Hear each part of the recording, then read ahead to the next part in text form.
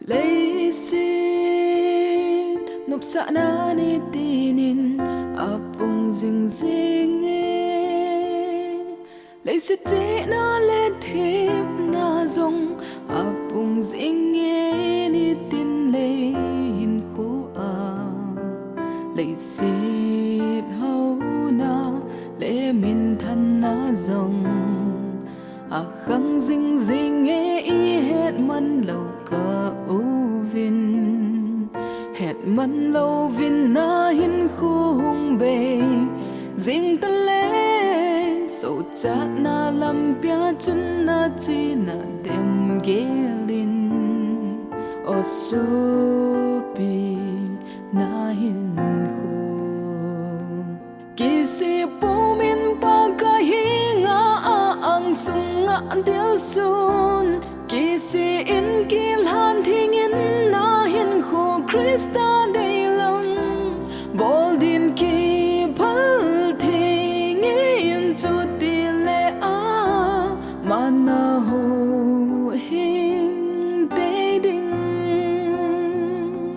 ngày lụt lung se thêm pathin ama ang sung in belin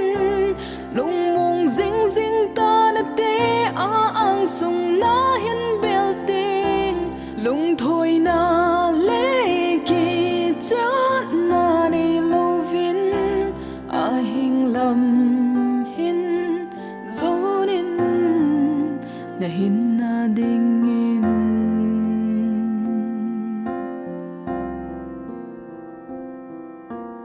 leya lung mo na le ki pa na cham kim lo lấy sẽ trốn sẽ đến khô na man na ako na lung hin hay hin tu ni lấy lung hay na ho dâu si đã lan na sim pa lung day lam bol din hung ki pan in nung lam ngai lâu vin Giêsu hát na song in